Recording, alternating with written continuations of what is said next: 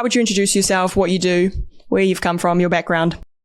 So a very, very earnest and sincere Christian since I was a kid. I grew up Southern Baptist in Texas, here in America. And from the time I was a kid, I wanted to be a presuppositional apologist, which is a really fancy way of saying I wanted to argue about Christianity. So I went to Liberty, got a degree in philosophy, then went to seminary and was planning to get that PhD in presuppositional apologetics so I could argue better than anybody.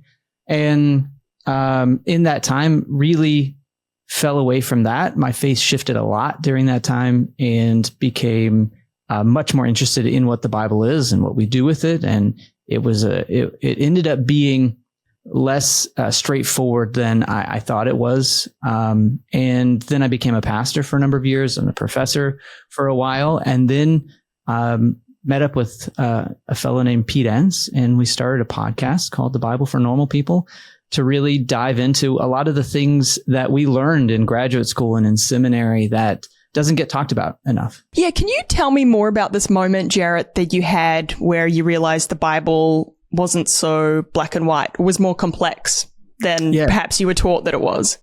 Well, the irony for people oftentimes who feel like faith transitions or deconstruction or whatever you want to talk about it, this move from black and white views of what the Bible is to a more nuanced view. Oftentimes it's painted as you're not reading the Bible carefully. You're sort of compromising the integrity of the scriptures. But it actually was through reading the Bible very carefully. I mean, I remember moments where we had to read in Hebrew. We had to read in the original languages. And when ancient Greek and ancient Hebrew are not your original language, it's not your language of origin, you have to go very slow. And so you start to notice things that you didn't notice when you grew up reading it in English and you've heard the creation story, for example, over and over the same way. You start to gloss over the story and kind of say, yeah, I know that story. But when you slow down and read it in the original text, you start to notice things. And for me, there were just things I couldn't unnotice once I noticed them. Well, I mean, in the first a handful of chapters of Genesis, for instance, the fact that we have two different accounts of creation. And so when you read slowly and you notice things, they're called doublets in biblical studies, the things that seem to be told a second time, but in a slightly different way. So we see this in Noah and the flood. We see it in creation, in Genesis 1:1 to 2:4a, and then 2:4b to the end of chapter 3. In chapter 2, it's almost like creation starts over again. It's like, well, I thought we covered this. And then in the way men and women are created, they're created differently in the two different stories. In one story, the men and women, we have men and women created at the same time. In another one, we have the man created and then parade of animals, and then we need to find a helper. And so then we create woman. And those are just incompatible stories. But until you read it really slowly, you don't necessarily notice these doublets or these discrepancies. You know, we've got the book of Job and, you know, we've got the creation story and, you know, all these stories in the Old Testament. Do you know if they actually happened or if they're just like myths? Do you know what I mean? Like, I just know, did the Noah and the Ark, like, did that actually happen? Do we have any evidence? Like, how can we, you know, follow this faith and not like, you know, I'm always asking myself those questions. What do you think? Yeah, I think those are good questions. I think one thing from the scholarship angle, I think sometimes kind of cringe at is it just a myth? Because the reality is myths are very powerful. So we live in a world where we privilege historical accuracy and historical facts. And that's totally fine. We need to do that for various reasons. We want to know what actually happened. But I think it's important that we recognize it can be myth and it can also be true. True and historically accurate are not the same. And the reason that stories are powerful is because they often ring true. So when we read Tolkien and we talk about the Lord of the Rings and that myth persists in powerful ways precisely because it's true, not because it's historical fact. And I think it's really important when we approach the Bible. There has been a movement in the last 200 years toward the only way the Bible can be important is if it's historically accurate and factual or accords with scientific principles. And that's a fundamentalist swing that comes from this wrestling with historical consciousness and scientific discovery and, in the Enlightenment period over the last couple of hundred years. And we've started pitting these things against each other. And I just think it makes me uncomfortable to say, is it just myth or is it this? Or if things get more complicated, and you're coming from a specific angle when you're saying, well, if it's not historically accurate, it's of no value. And that just historically hasn't been true. And I don't think it's true now when we look at how we view stories. Perhaps what I'm hearing you say as well is, I don't know, can science and theology coincide? Yeah, I mean, that's a perennial question. Over, again, the last 200 years as the scientific method has developed and we have this thing called science and we start to see through archaeology and cosmology and physics that there is some discrepancies. And that's why if your faith rests on a Bible that is supposed to give us certainty about how the world works, then no, I don't think science and that kind of faith are going to be compatible. But if you look at the historical tradition of Christianity, that's not where the emphasis lies. That's a more modern construction of what faith is supposed to do as a way to compete with science and these things that promised us to get all the facts right and to have an accurate view of the world. And it's going to lead to this utopia, which we call reason with a capital R, right? The rationalism of the Enlightenment period promised us this certainty. And then the philosophers and the scientists came to realize, we're not going to get there. But instead of recognizing that, there's a certain sect of Christianity, a more fundamentalist sect that sort of doubled down on that and said, well, we're not going to give up on this quest for certainty. We actually think we have the foundation for certainty. It's in this book. It's the Bible. The Bible gives us the certainty that the scientists and all these people were looking for. And that's why we can scoff at science. It's limited. It doesn't give you the answers and that certainty that you thought it would. The Bible gives you that. And the problem is when we actually look at the details of the Bible and what it's actually saying and what it's doing, it actually doesn't give us that certainty we thought we did. And so apologetics is an entire industry of fundamentalist Christians trying to defend the Bible against what they would call like attacks, which is to say, maybe it's not going to give us the certainty we thought it would. In one of your books, you talk about this concept of truth, or not all truth is the same. Mm-hmm. What do you mean when you say that? Not all truth is the same. Like, would you still say, like, I know the fundamentalists are like, they're sort of blinding themselves because, they believe they've got it. But would you say, like, objective truth still exists? Now it's going to get real complicated. Yeah. How nerdy do we want to be? So, the challenge is, Just to preface this, I suppose I understand what you're saying, but I want to move away from this sort of universalist approach, which I don't think you necessarily have, but I do see it a lot in discourse of like, oh, there's your truth and then there's my truth, and what's right for you might be wrong. I mean, that just moves into this like postmodernist area, but then also, you've got the Christian fundamentalists, which are very like, this is it. And I'm just like, I am interested in sort of trying to hold or be in the tension of all these views. Do you know what I mean? Oh yeah, absolutely. Yeah. And again, the only thing I would challenge is I think when you say the postmodernist, I think that's a caricature of postmodernism.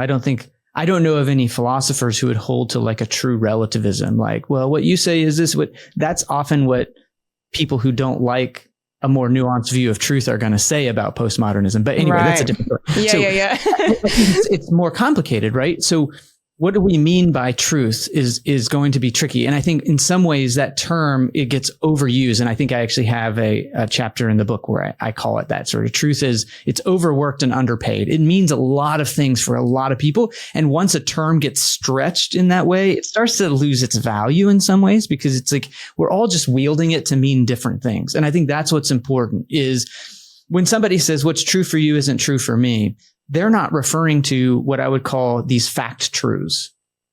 They're not referring to if I walk in front of a bus and get hit, I'm going to be severely injured or die. It's no one's second guessing that. What it is when we try to use that version of what we mean by truth, and we try to transplant it into questions about meaning, right? So there's a meaning truth. So whenever I come into contact with certain data, I have to interpret that, and that's going to mean something to me. That might mean something different to me than it means to you. So the question of, say, for instance, let's bring it into questions of the Bible. Was the earth created historically and scientifically the way it's explained in Genesis 1-3?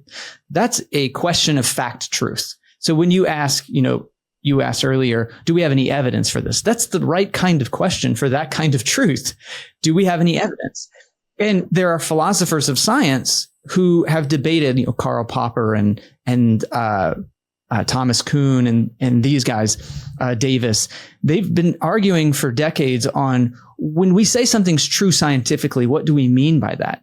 And really what we've come down to is, what we mean is there's a community of people who have developed a process by which evidence gets sorted. And then at the end of that process, we do this rigorous testing.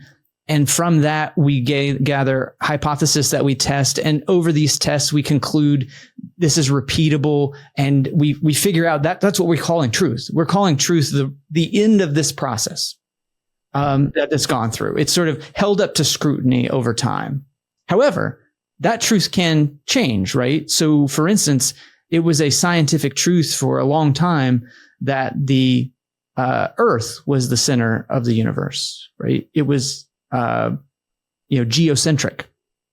So that was true for a long time. But then we started doing these tests and we realized that's not true. The sun is what we orbit around. We became heliocentric. That was a huge shift in what was true. So that fact truth is we observe, and we as humans have developed a process by which we can test our hypotheses, and out of that have results. And for now, we call that true. However, we have a lot of data that suggests at some point, we're probably going to figure out that was not entirely correct. And we're going to have to shift our model again. And we're going to have to keep growing and learning. So that kind of nuance keeps us out of the camp of what I would call absolutist truth, that there is the God's eye view of truth. Things are static. There's a reality out there, and we can have access to it through the Bible or through whatever it is we're talking about, whatever means. Or there's this complete relativism. What's true for you? What's true? For me, this rigorous process of truth finding is what keeps us out of both of those camps. But that's just fact truth. And then you have meaning truth, which is pretty subjective in terms of what does this mean? That's a relational concept. It's both sides have to be at play from when we say, did you understand what I mean? There's a subject and there's an object. We're both going back and forth on what it means. And then I talk in the book about a third piece, which is about wisdom truth, which is all of this talk and all of this cognitive stuff. How does it get embodied and lived out in our world? And I think that's important for me as a native person. My family is Choctaw. It's really important that we don't lose sight of this embodied. And I think the Bible in the Near Eastern context would have a much more embodied sense of truth and a relational sense of truth than us in the West in the last 300 years. We've really made it seem like truth is about our brains, and it's like we're very heady. It's all about facts that are abstract rather than this embodied living out of relational truth. Yeah, wow. I really did open a can of worms, didn't I? I'm trying to be concise. No, it is. It's interesting what you're saying. I suppose I want to relate this all back to, you talk a lot about reimagining Christianity. A lot of us were brought up with this very black and white Christianity of right and wrong. And, you said before, like a lot of people are deconstructing and things, but I suppose, yeah, what do you mean when you say, or how can we sort of start to reimagine, Christianity? I've become convinced. This is something I've learned more in the last 10 years since we started the podcast that I wouldn't have thought about before. Protestants in the West have a really hard time with tradition. I was sort of grown up. I grew up with tradition being a bad word. It was like, well, that's what we're trying to get rid of, because tradition is just formality and it's ritual and it's not relational and it's not true. It's just it's the calcification we've built on top of the truth over centuries. And we're trying to like wrest it, get it, like break it apart so that we can get to the kernel of what's really true. And that view of tradition, I think, has actually really handicapped us in the West. Because when we say reimagine, that is what theology is. It is generation after generation reimagining in such a way that the text becomes alive and meaningful for our context, right? So when we talk about that meaning truth, we mentioned earlier, that kind of the one in the middle, not the fact truth, not that wisdom truth, but that meaning truth. We have to, the Bible, our Christian tradition has to be meaningful to us. And I think we saw it in the West, in the Reformation Protestants. So for whatever, since Calvin and Luther 500 years ago, we sort of said, we don't need tradition to make things meaningful. There is one absolute truth and it's found in the Bible. So we got to go back to, and this was their term, sola scriptura, right? Sola scriptura, which means scripture alone. And that was a rallying cry of the Renaissance. This is like what they were talking about in the 15 and 1600s. I think of Erasmus says, ad fontes, go back to the sources. We don't need tradition. We need to go back to the real thing. And what we just realized is that we don't know how to make things meaningful to us because we have such a gap now. And I think of our cousins, our Jewish cousins, they're so much better at this than us. Like they don't have these existential crises of faith because there's not a huge gap between the Torah and today. They have Jewish tradition, right? Fiddler on the Roof, Tevye tradition. And so that becomes the Lego blocks that we build our faith out of, is this tradition. It is with literally millions and millions of people over centuries wrestling with the same questions. And we have sort of the arrogance to think like, no, we don't need any of that. They got all that wrong. Tell me what the truth is. And then we go from there. It's like, they're not dummies. They've been wrestling with the same questions. Theology and our faith is jumping into that pool of the great cloud of witnesses and figuring out where we fit.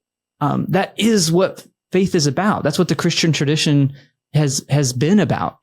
And we sort of in the West have this veneer of, no, it's the truth and we're just proclaiming the truth. So, there's a Harvard professor, John Levinson, in one of his books, he says, here's the difference between Jews and Christians, in terms of the Bible. For Christians, the Bible is a message to be proclaimed. But for Jews, it's a problem to be solved. And I think that does make a big difference, that for Christians, we got to have it packaged because it's about the gospel. It's about the message that has to get proclaimed. And it's hard to proclaim a problem. It's hard to like evangelize about a problem. But for Jews, problem solving is the thing that builds our faith. So anyway, I don't know if that answers your question. No, it is really interesting. I think it's the word tradition that I struggle with, because when I think about tradition or church tradition or Christian tradition, I think about, I don't know, maybe I'm thinking of like the first things that are coming into my head are no sex before marriage, get married. It's more like rules, go to church on Sunday. Yes. But it sounds like you're saying the tradition is to wrestle. Yeah. And question. The tradition is alive. The tradition is alive and well. I mean, this is, and we just look at our Jewish cousins, they do it. Like it's not theoretical. They do it, and they do it very well. It's when we think tradition, when it has to be a message to be proclaimed, we got to cut off all the ragged edges. And so tradition becomes doing the same thing over and over and over and over. But if the tradition is, I would just say this, that is a very simplistic and grossly distorted view of the Christian tradition. Whenever people are like, but Christians have always thought, that is not true.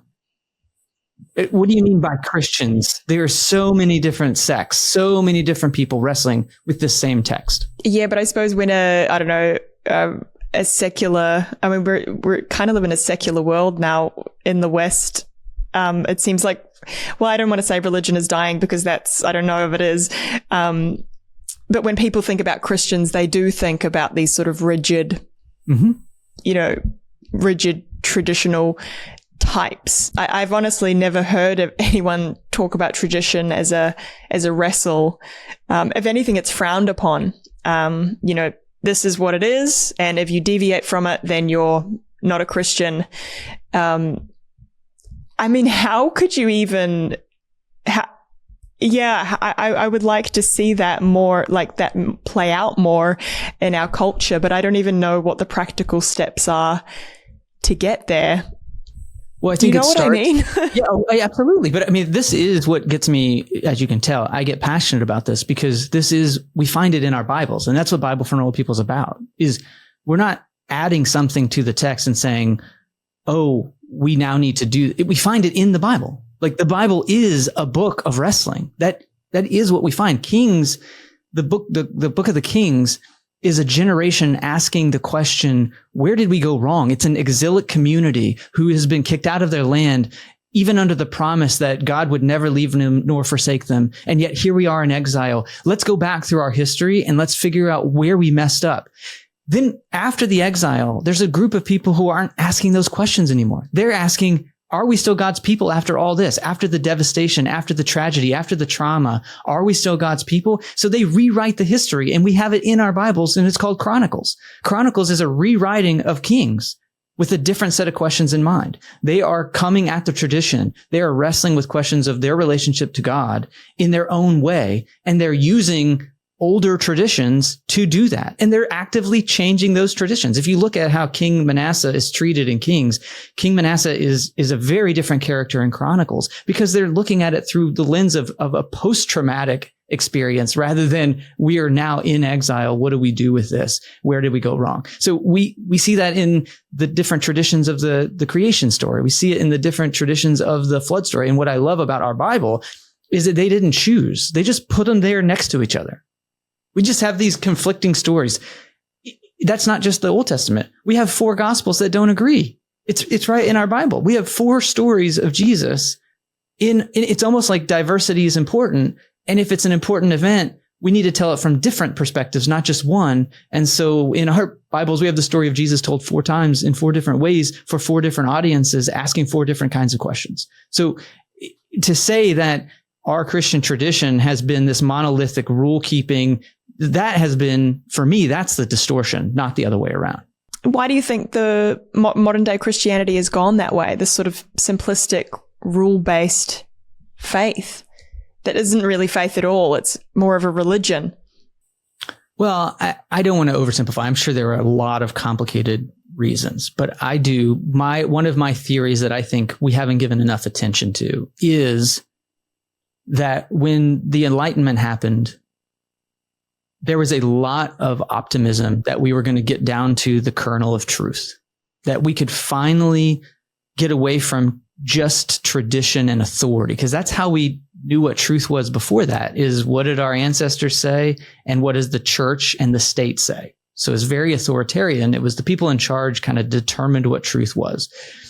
And we made this huge step forward, which I think is a step forward toward democratizing knowledge and truth through these processes, like the scientific method. I think was a huge gain. But then they overstepped and said, now we're going to have this utopia because everyone's going to agree on what ethics we need, what rules for morality. We're going to, if everyone's brain works the same, we just have to be reasonable. If we could just be reasonable, then we're all going to come out thinking the same things, and we're going to come out with capital T truth. And we finally got it. Aha. But time after time, these thinkers failed. Descartes thought he had it, failed. Kant thought he had it, failed. Like this modern project to get to universal God's eye version of truth failed again and again. And during that time, while progress was being made, though, the Christian tradition was sort of put on its heels, and it got defensive and said, well, wait a minute, we can compete with science and we can compete with these other ways of getting at truth.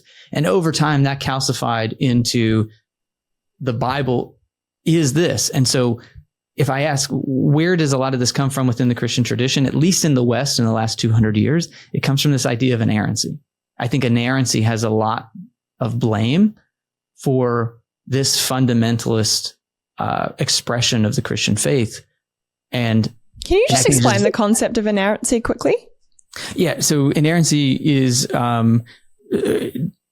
it's the concept has been shaped and defined by a group of, no surprise here, white guys who met in Chicago, and they put together a statement called the Chicago Statement on Biblical Inerrancy in 1978.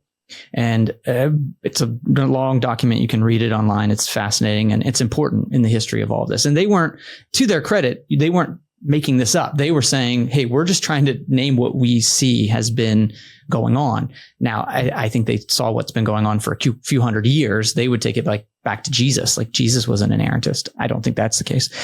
But it really just says the Bible in what it's trying to. So the soft version of inerrancy is in the things about salvation and theology and God, the Bible is without error. It does not make any mistakes. But the hard version of inerrancy extends that to matters of science and history and basically says, if the Bible says it, it is true in the most absolute sense. And we have to filter all of our science and history through the lens of what the Bible says rather than the other way around. So that would be sort of what inerrancy is. It's inerrant. There are no errors in our Bible, which means there are no contradictions in our Bible, which means there is no diversity in our Bible. It is univocal. That's a fancy word of saying it speaks with one voice in all matters. But when you look at it, you can quickly debunk that theory, right? You would think, but right, there's literally entire industries and careers, especially over the last 100 years, that have been made to defend this concept from attack. And so I always joke, there's a book called Archer's Book of Bible Difficulties. And for me, I'm always like, okay, but if you have to have a book that's 700 pages long to defend against all the difficulties, maybe it's more difficult than you think. But that has been what it is. So for you, it's easy. But for me, who grew up in this, there is an answer for everything. So if you already are starting with that bias that inerrancy is the true Christian faith, and it is the way to certainty, and it is the path to true salvation. And if you don't believe in it, you go to hell. You're incentivized to hold on to it as long as you can. And so if there are defenses and there are ways out of these arguments, when you see contradictions, you're probably going to take it unless you have some kind of big paradigm shift, which often happens with a crisis. When your theology doesn't work anymore, if you recognize your sexual orientation is out of sorts with your Christian tradition and they're going to kick you out or they're going to, abandon you. If you have a health issue and you sort of have this implicit theology that if I do the right things, good things will happen to me. If I do bad things will happen to me. But here I am, I have cancer and I thought I was doing all the right things. That's going to often cause a faith crisis. Like when your theology starts to break down, then you start to see the cracks in the foundations, but it's really hard to see those cracks when you're incentivized not to see them. Yeah, right. Okay. So if the Bible isn't inerrant, what role does it play in like a Christian's life? The Bible, like what is the purpose of it?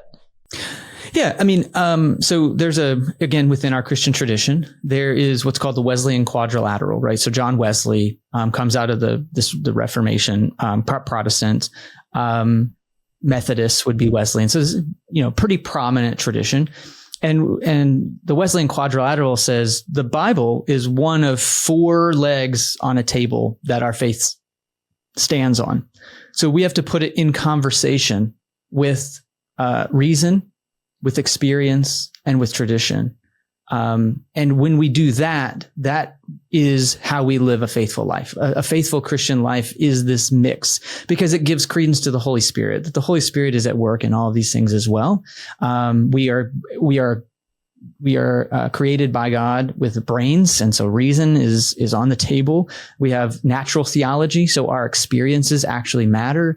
And so that for me, it feels like the Bible becomes one tool in the toolkit rather than the foundation that everything must rest upon. We've talked a lot about the Bible. Mm-hmm. What How do you describe sort of what does a relationship with Jesus mean for you, and how do you experience that?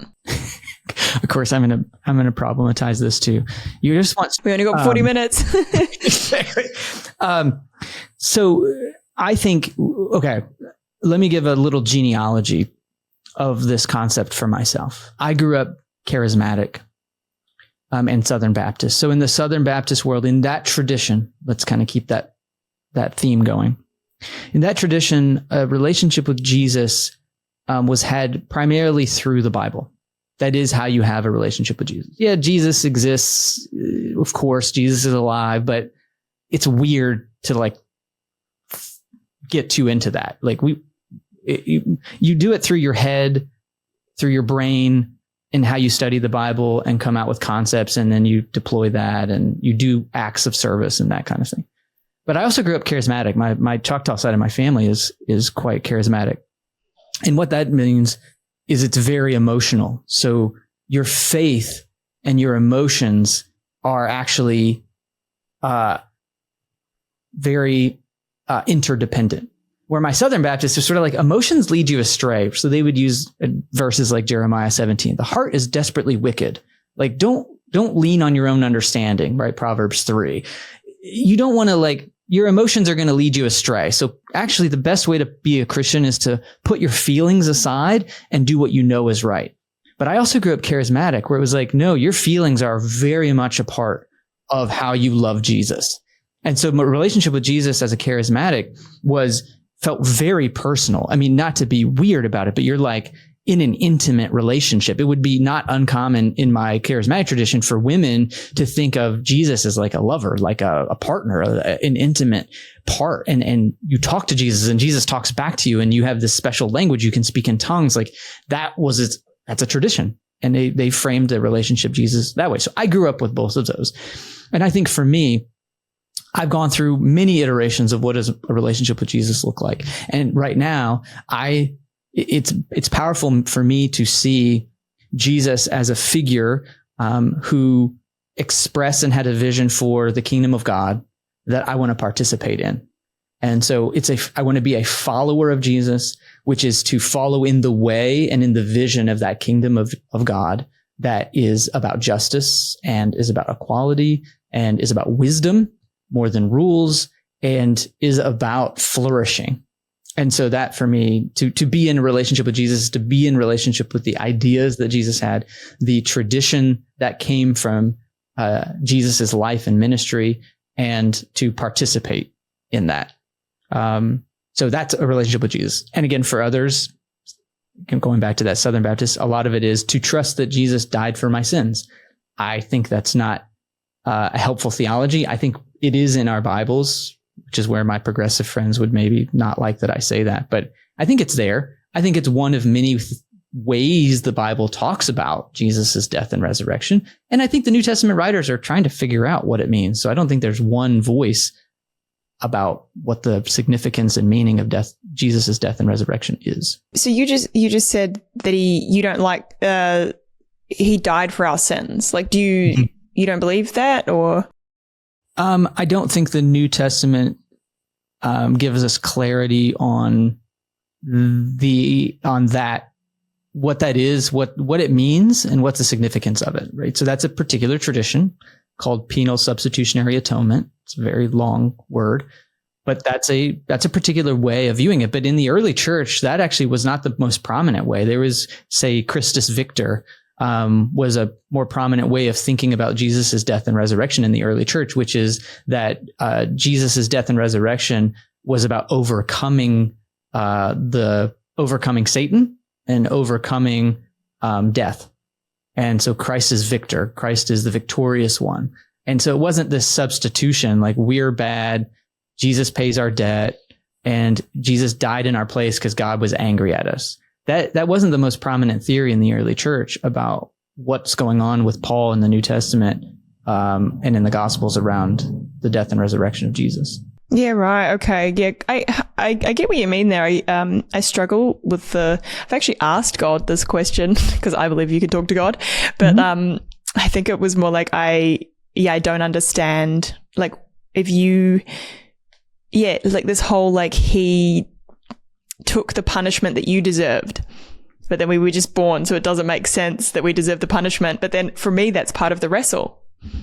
But it's like, well, but even that, like what you said, exactly. I think that is the wrestling, right? Like, and again, not to keep playing this broken record over and over, the Christian tradition has wrestled with this exact question. This is where we get Augustine's idea of original sin.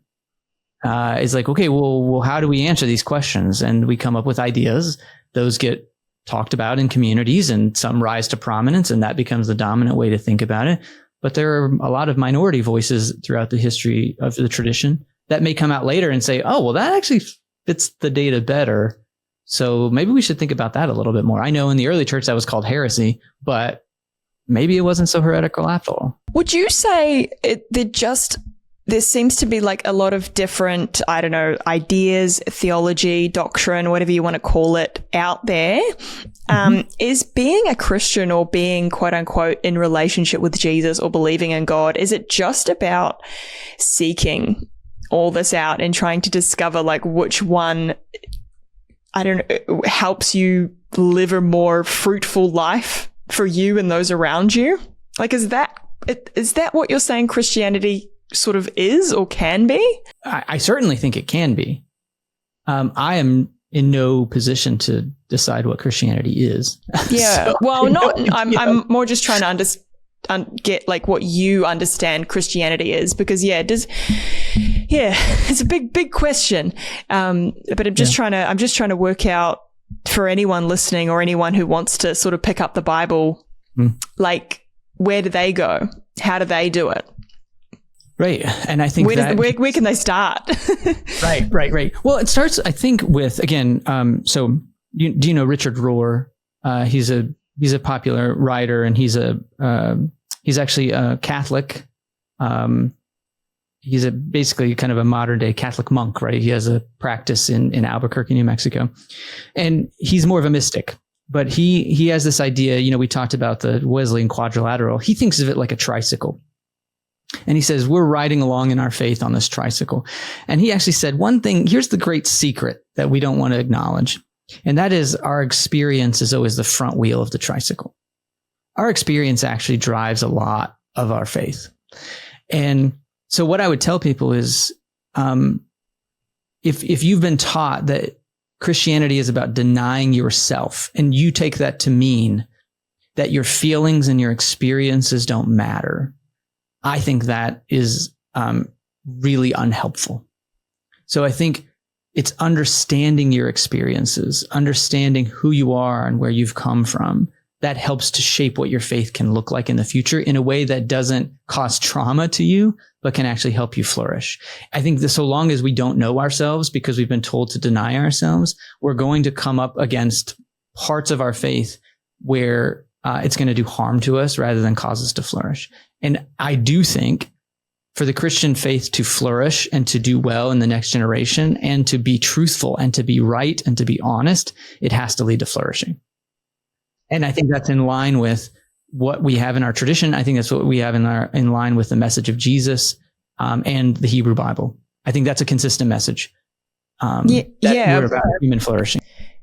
And I would even attach that to being more, I don't know, now I don't know what you think of this, but being more Christ-like, like. Mm-hmm.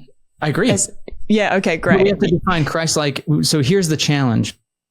Your definition of Christ-like is going to be different than, say, a fundamentalist pastor in the Southern Baptist Convention in America. So we can't stop at saying Christ-like. We have to say, what do we mean by Christ-like? Because we're going to have different understanding. Well, the word flourishing, though, like anything that it causes you to flourish. It does say talks in the Bible about the nature of the whole the spirit. Yeah, fruits of the spirit, right? Like it's all measurable, right?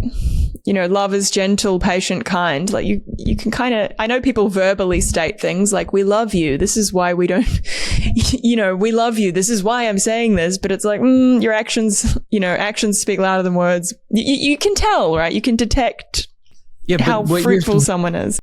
What you're describing is your filter for what Christianity is really about. And you're going to emphasize the fruit of the Spirit.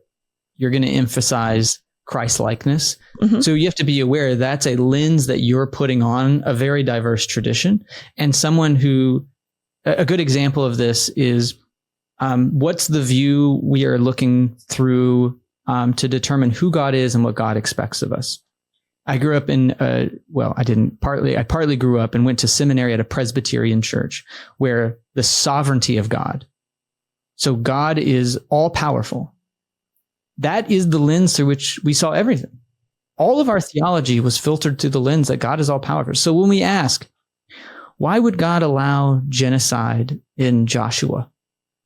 The answers are going to flow from a God who is primarily and fundamentally sovereign. So you get answers like, how could we know whatever God decides to do is right? It doesn't matter. If God wants to slaughter children, God can slaughter children. There's no questioning it, right? Because we've already determined who God is and what God is like. That's a fundamentally different answer to the question of genocide. If you say, God's not fundamentally sovereign, God is fundamentally love. That's going to be a different lens. And we're going to answer the question of what's going on in Joshua with the genocide, Canaanite genocide. We're going to answer that question very differently if we are presupposing that God is love fundamentally. Yeah, right. Those are big, sort of bigger, more complex questions. I suppose what I'm trying to search for is like, what is the right way? And by right, I mean best. And then bringing it back to your idea of like, who's producing better outcomes for people. Do you know what I mean? Yeah. Oh, and I think I think that's great. I think that's a really great filter. I'm just saying, I think it's important that we're aware that that is still a filter you're bringing to it. Yeah, right. When okay. You say right, it's like right according to whose standard, right? I guess the objective, Christ-like standard. I don't know. I mean, love, patience is objectively better than resentment. I've just opened a can of worms and I know you've got to go. But do you know what I mean? Like the fruits of the Spirit are objectively better than the 7 sins or whatever, lust, blah, blah. Like, yeah. Yes. Yeah. I think what I want to nuance is I've been around a while and I've been around in this space a while. And I think making it so binary actually leads to a lot of fighting. And it doesn't lead to peace. It leads to I'm right and you're wrong. It leads to my version of Christianity is better than your version of Christianity. And we end up spending so much time and energy arguing whose version's better that we don't go about the work of just imitating Jesus. And that is what I would want to avoid we're going to just argue who's objectively right. And that's my whole book is called Love Matters More. Why fighting about who's right is not the point. It's keeping us from loving like Jesus. So I would want to downplay the question of who's objectively right because one, I don't think we're going to come up with a right answer. We're never going to come up with an answer everybody agrees with. So why don't we go instead?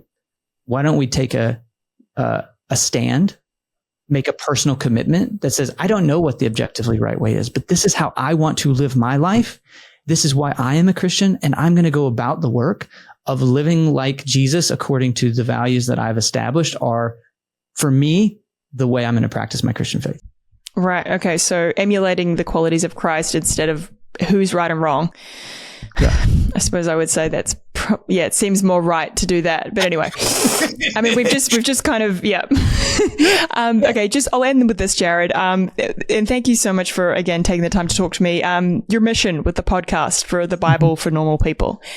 Talk to me just quickly about that and how we can spread this more curious view of Christianity or wrestling as opposed to binary right and wrong. Yeah.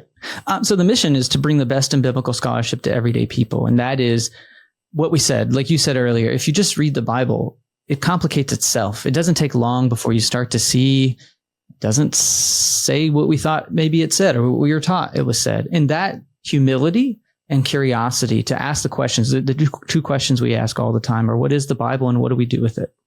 I think are really important to start to shift the certainty that people have about the Bible. And it's just interesting that everybody seems to know the right way to do it.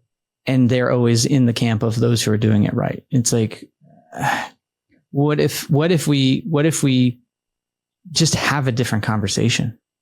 Like, I don't want to keep having the conversation of who's right. I've been doing this long enough. We have 43,000 Christian denominations. You think somehow you got it right? Like, and even if you did, how would you know? Like, maybe the point isn't to get it right. Maybe the point is to live out the fruits of the Spirit. Maybe that's the point. And so that's kind of the mission is about biblical scholarship, but tangentially, it's about maybe having a different conversation about what this faith is about. Thank you so much, Jared Byas. Where can people find you? What are you up to next? Is there anything I can add in the show notes? Yeah, BibleForNormalPeople.com is what we're about. We have what we call our Society of Normal People. So you go to BibleForNormalPeople.com/join. It's a subscription, and you get classes where we talk about this stuff every month, and a community of several thousand folks who are asking these questions. All right, I will put all those links in the show notes, and thank you so much for joining me. Absolutely. Yeah. All right, thank you.